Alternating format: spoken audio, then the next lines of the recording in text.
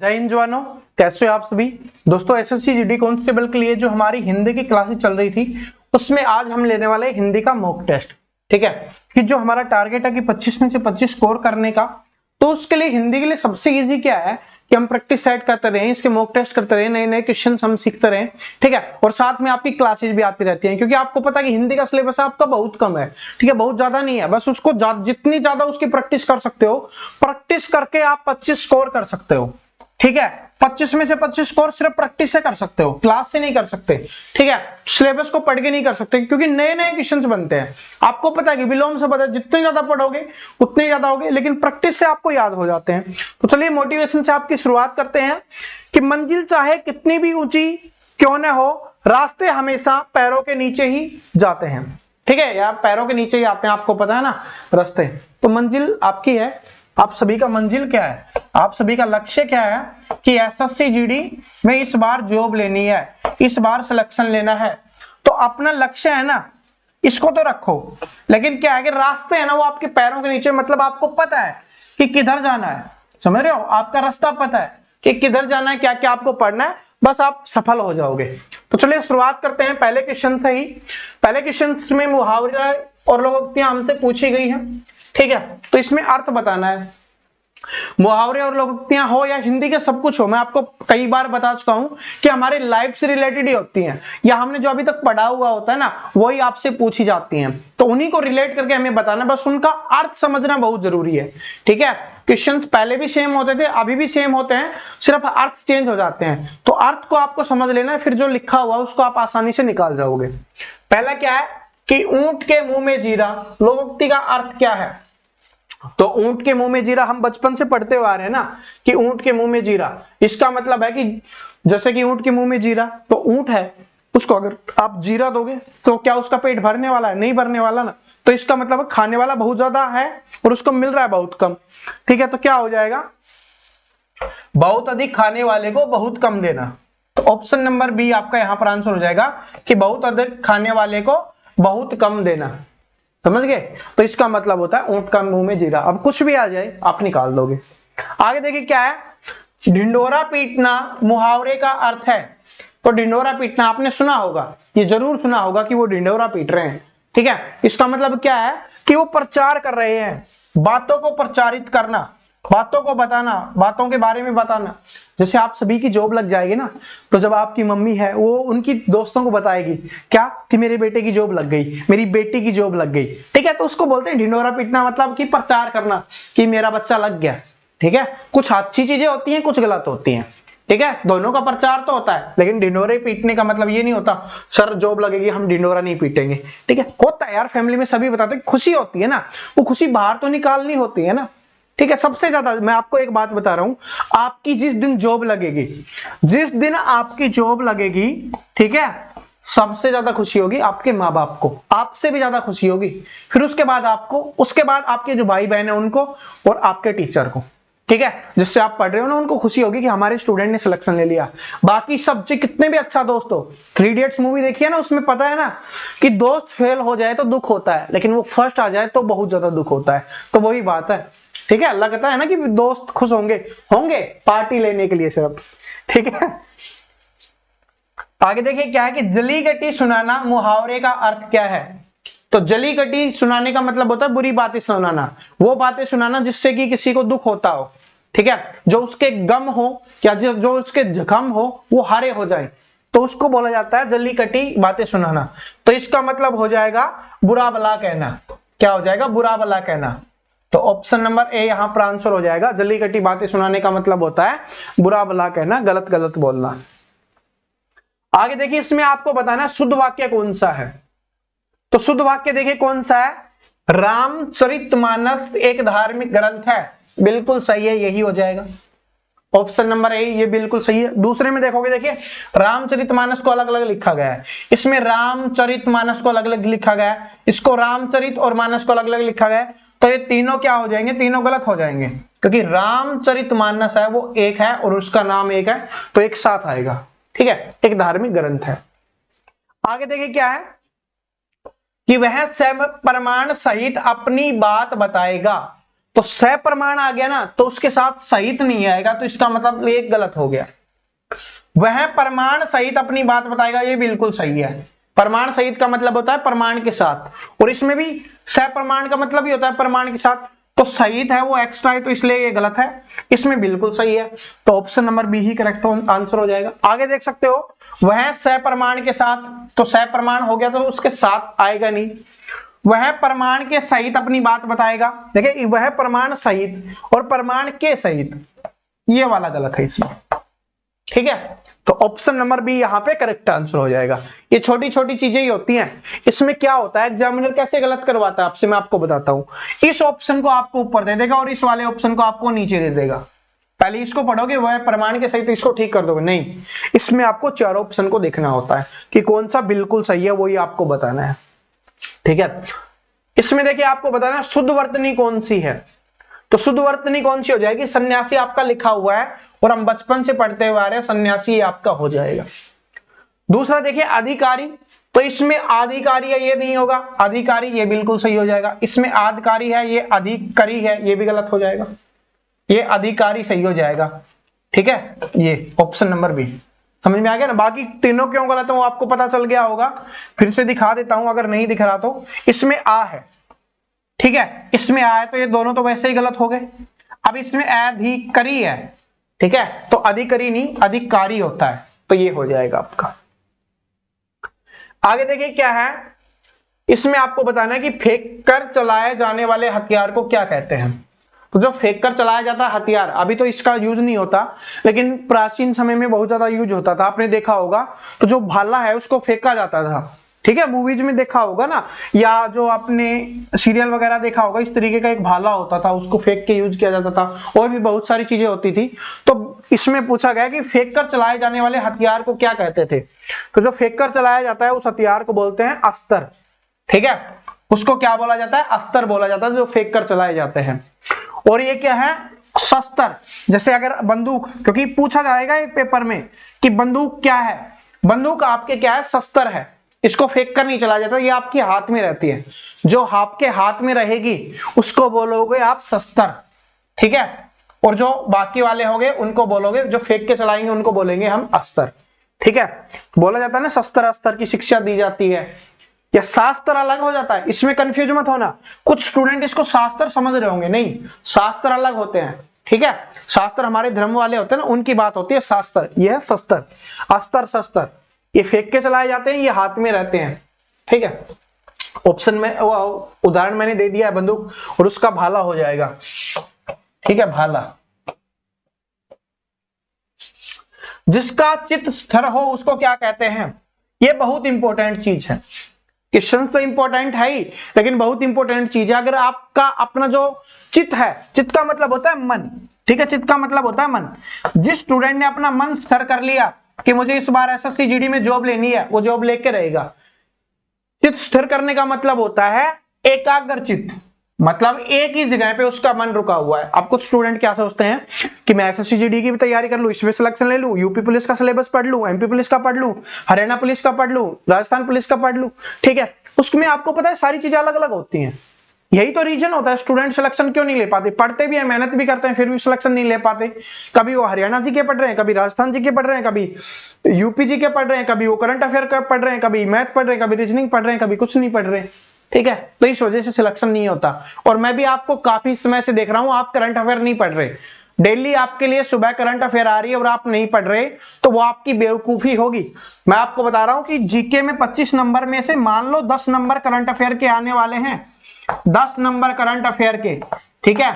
ऐसे ही नहीं, सुबह आपके लिए जो डेली करंट अफेयर मैं आपको करवा रहा हूं, तो डेली करंट अफेयर आती है champions with Parveen Kataria channel पे, ठीक है, जिसको सर्च कर लेना, या टेलीग्राम पे करंट अफेयर का लिंक मिल जाएगा, सुबह पहले आ जाती है, उठते ही पहले करंट अफेयर देखो, ठीक है। कभी 5:30 6 बजे के आसपास आ जाती है वो। देखिए क्या है, इसमें आपको रिक्त स्थान भरना है कि तुलसीदास जी के महाकाव्य का नाम क्या है, तो ये तो आपको ही बताना पड़ेगा, ठीक है। अगर आप इतने समझदार बन गए हो, इतने बड़े बन रहे हो, और आपको ये चीज तक नहीं पता, ठीक है, कि तुलसीदास जी के महाकाव्य का क्या नाम था, कमेंट सेक्शन में बताना, ठीक है। इसमें आपको दे देता हूं, ये और ये नहीं है, दो है, इनमें से कौन सा है कमेंट सेक्शन में आपको बता देना है। आगे देखिए क्या है कि हमारा जन्मसिद्ध अधिकार है, तो क्या है हमारा जन्मसिद्ध अधिकार? स्वतंत्रता हमारा जन्मसिद्ध अधिकार है। ठीक है, जब हम सभी का जन्म हुआ है ना, हम सभी का जो अभी अभी देख रहे हो, तो हमें स्वतंत्रता मिली है। ठीक है, जो हमारे पूर्वज थे उन्होंने मेहनत की है, ठीक है, अपने बलिदान दिए हैं, मेहनत तो छोड़िए अपनी बलिदान दिए हैं, तब जाके हमें मिली है। ठीक है, जैसे अभी मैंने भाला फेंकने की बात कर रहा था ना, भाला फेंकने में कौन था? ठीक है, सबसे माहिर खिलाड़ी किसको माना जाता था? ये आप बता सकते हो तो कमेंट सेक्शन में जरूर बताना। ठीक है, प्रताप साहब। ठीक है, रियली में यार अगर किसी से इंस्पायर होना है ना, तो रियली में छोड़ो ये एक्टर वैक्टर कुछ नहीं है, सलमान खान, शाहरुख खान, अक्षय कुमार कुछ नहीं है। ठीक है, इंस्पायर होना है ना, तो हमारे जो पूर्वज थे ना, उनसे इंस्पायर होके देखो। रियली में भगत सिंह जी हो गए, सुभाष चंद्र बोस जी हो गए, महाराणा प्रताप जी हो गए, और भी बहुत सारे हैं, उनसे अलग अलग इंस्पायर होके सीखो, उनकी जीवनी को पढ़ के देखो, अलग ही आनंद की अनुभूति होती है। पढ़ नहीं सकते तो उनके ऊपर मूवीज वगैरह जो बनी हुई है उनको देख के देखो, अलग ही आनंद की अनुभूति होगी कि क्या चीज थे यार वो। ठीक है, उनके जैसे बनना तो दूर की बात है, उनके जैसे सोचना भी एक बहुत बड़ी बात हो जाती है। चलो अब इसको करते हैं, इसमें हमें क्या बताना है? त्रुटि बतानी है। क्या बताना है इसमें? त्रुटियां हमें निकालनी है। क्या होगा कि सभी बालकों में गोपाल बहुत श्रेष्ठ है, इसमें त्रुटि क्या होगी? तो देखिए जहां पर श्रेष्ठ की बात हो गई ना, ठीक है, तो वहां पर बहुत की बात नहीं होगी। श्रेष्ठ का मतलब होता है सबसे श्रेष्ठ। ठीक है, जैसे मैंने अभी आपको बताया ना, वो सभी श्रेष्ठ थे, सभी महान थे, अब उनको बोला बहुत श्रेष्ठ थे, नहीं, बहुत यूज नहीं होगा, तो बहुत यूज नहीं होगा, तो गलती किसमें है? बहुत श्रेष्ठ वाले में है, ऑप्शन नंबर सी में गलती है, बहुत नहीं आएगा, श्रेष्ठ ही आएगा। ठीक है, जिसे जिसको बोला जाता है ना बेस्ट, अब बेस्ट के लिए मोस्ट बेस्ट, मोर बेस्ट, इनका यूज तो नहीं होता ना, इंग्लिश वाले समझ गए होंगे, तो वही बात है, ये नहीं होगा। आगे देखिए क्या है कि गर्मी के कारण पथिक पेड़ की परछाई में बैठ गया, तो पेड़ की परछाई नहीं होती, पेड़ की परछाई नहीं बोला जाता, परछाई हम सब अपनी को बोलते हैं, पेड़ की क्या बोलते हैं? छाया बोला जाता है। पेड़ की क्या बोला जाता है? छाया। तो पेड़ की छाया में बैठ गया, परछाई नहीं होगी, तो इसमें भी ऑप्शन नंबर सी में गलती है, परछाई की जगह पे क्या आएगा? छाया आएगा। ठीक है, तो इसलिए ज्यादा से ज्यादा पेड़ लगाने चाहिए, क्योंकि वो हमें छाया देंगे, फल देंगे, और हमें छोड़िए हमारी आने वाली पीढ़ी को भी, उसको भी तो बचाना है। हमारे पूर्वजों ने, जो हमारे पिताजी हो गए, ठीक है, माता पिता हो गए, दादा दादी हो गए, उन्होंने हमारे लिए पेड़ लगाए थे, वो आज हमारे काम आ रहे हैं, तो हम लगाएंगे तो हमारे जो आने वाली पीढ़ियां हैं उनके काम आने वाली है। ठीक है, तो लगा दिया करो पेड़, और नहीं तो अपने जन्मदिन के अवसर पर लगा दिया करो, कोई खुशी होती है तब लगा दिया करो, बहुत जरूरी होता है। मैंने काफी पेड़ लगाए हुए हैं, मैं आपको कभी समय मिलेगा तब जरूर दिखाऊंगा। आगे देखिए क्या है, अभिमुख का क्या हमें बताना है? इसमें विलोम शब्द बताने हैं। विलोम का मतलब है विपरीत शब्द, उल्टे शब्द आपको बताने हैं। तो अभिमुख का क्या हो जाएगा इसमें? इसमें हो जाएगा विमुख। अभिमुख का क्या हो जाएगा? विमुख। आगे देखिए अर्वाचीन, ठीक है, इसका क्या हो जाएगा? इसका हो जाएगा प्राचीन। ठीक है, प्राचीन, इसका नया पुराना। आप देखिए कुछ स्टूडेंट को यहां पर कंफ्यूजन होता होगा, मैं आपको बताता हूं विलोम शब्द में कैसे कंफ्यूजन होता है। कुछ ऑप्शन एक सर जैसे दिख रहे होंगे, देखिए प्राचीन का मतलब भी क्या होता है? पुराना होता है, और इसका मतलब भी पुराना होता है, लेकिन फिर हमने आंसर ये वाला क्यों किया? क्योंकि जो चीजें होंगे उनसे रिलेटेड ही, जैसे इंग्लिश वालों को बताना चाहूंगा, समानार्थी शब्द होते हैं ना, या बिल्कुल उनके जैसे होंगे तभी आपको बता सकते हो। तो अगर आपसे नया पूछा जाता तो नया का हम पुराना करते, विलोम शब्द क्या होता है? नया का पुराना, लेकिन अर्वाचीन का क्या हो जाएगा? प्राचीन। ठीक है, अगर आधुनिक होता, आधुनिक, ठीक है, या बोल सकते हो आप इसको नवीन का मतलब क्या होता है? नवीन का मतलब भी होता है नया। समानार्थक शब्द आपसे पूछे तो नवीन और नया एक जैसे होते हैं। ठीक है, तो यही चीज होती है। ठीक है, आधुनिक ये इसका समानार्थी शब्द हो जाएगा। आगे देखिए क्या है, इसमें हमें पर्यायवाची बताने हैं, पर्यायवाची या समानार्थक शब्द आपको बताने हैं, ठीक है, जिनकी हम अभी बात कर रहे थे। तो कुबेर का क्या हो जाएगा? कुबेर का बोला जाता है ना, कुबेर का खजाना लेके पैदा हुआ है वो, तो मतलब क्या है? अमीर है, उसके पास बहुत ज्यादा धन है, पैसा है। ठीक है, तो कुबेर का क्या हो जाएगा? धन, धनद। ठीक है, जिसके पास धन होता है ना उसको कुबेर धन, समझ रहे हो? ये आपके जो कुबेर आती है उसकी बात नहीं हो रही, कुबेर मतलब धनी व्यक्ति की बात हो रही है, कुबेर का खजाना सुना होगा जरूर, ठीक है, वही है। अंकुर का क्या हो जाएगा? अगर आप, मैंने जैसे बताया कि इनका अर्थ समझ लो फिर आप आंसर निकाल दोगे। अंकुर का मतलब क्या होता है, जैसे हम मोस्टली गांव से रिलेटेड करते होगे आप, ठीक है, तो क्या होता है, जैसे खेत में कोई भी बोते हैं, जैसे कि बोया जाता है कि गेहूं मान लो आप, अभी बाजरा है तो बाजरा तो कटने वाला, गेहूं मान लेते हैं, तो गेहूं जब उगता है छोटा सा, उसको अंकुरित बोला जाता है ना, कि अंकुरित हो रहा है, तो वही होता है अंकुर।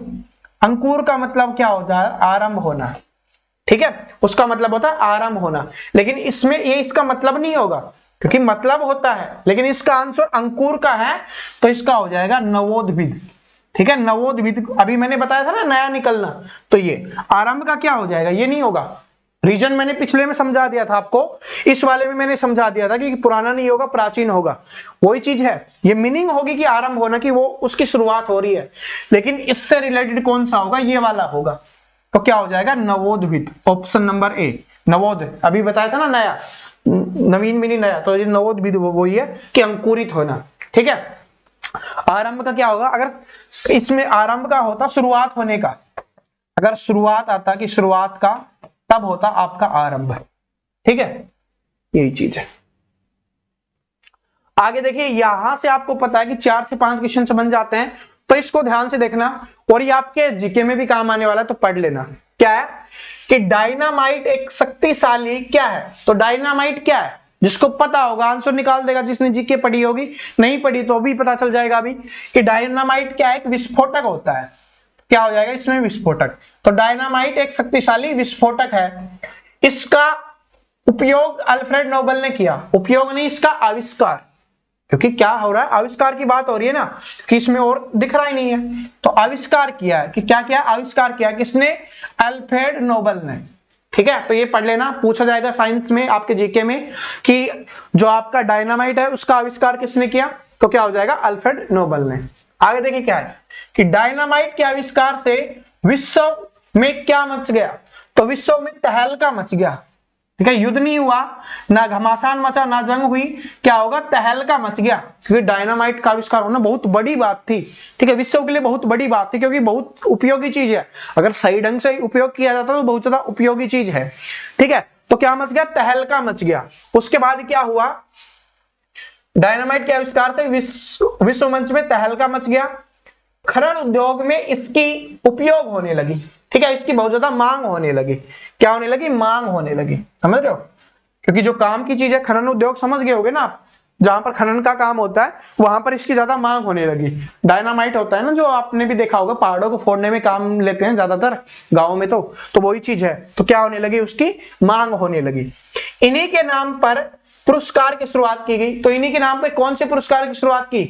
नहीं पता चल रहा तो नाम देख लो, कौन सा है? नोबेल। तो नोबेल पुरस्कार की शुरुआत की गई, ऑप्शन नंबर डी यहाँ पे आंसर हो जाएगा, ठीक है। सारे निकल गए ना, फिर से पढ़ के बता देता हूं, इसको जूम कर लेते हैं, फिर से इसको अच्छे से कर लेते हैं, आपके काम आने वाला है। कि डायनामाइट एक शक्तिशाली विस्फोटक है। इसका आविष्कार अल्फ्रेड नोबेल ने किया था। डायनामाइट के आविष्कार से विश्व में क्या मच गया? हड़कंप मच गया, या बोल सकते हो आप घमासान मच गया, ठीक है, तहलका मच गया। घमासान नहीं है, यहां पर तहलका है, सॉरी। क्या मच गया? तहलका मच गया। डायनामाइट के आविष्कार से तहलका मच गया। खनन उद्योग में इसकी क्या होने लगी? मांग होने लगी, और इन्हीं के नाम पर नोबेल पुरस्कार दिया जाने लगा, ठीक है। तो ये भी पूछा जा सकता है जीके में कि नोबेल पुरस्कार है वो किसके नाम पे दिया जाता है? तो अल्फ्रेड नोबेल के नाम से दिया जाता है। चलो आगे चलते हैं कि चाय किस भाषा का शब्द है? तो चाय है वो चीनी भाषा का शब्द है, ठीक है, चाय चीनी याद कर सकते हो। कि कौन सा शब्द स्त्रीलिंग है? आज आपको पता चलने वाला है आपके शरीर के कौन कौन से अंग हैं वो स्त्रीलिंग है और कौन कौन सी पुल्लिंग है। तो इसमें पूछा स्त्रीलिंग नहीं है, आपको बताना है कौन सा स्त्रीलिंग नहीं है। तो देखिए गर्दन, ये जो आपकी गर्दन है ना, वो क्या है? स्त्रीलिंग है, ठीक है। आज पता चल गया ना, जो आपकी गर्दन है वो स्त्रीलिंग है, लेडीज है, ठीक है, स्त्रीलिंग होगी। इसके बाद क्या है? कमर। कमर क्या है?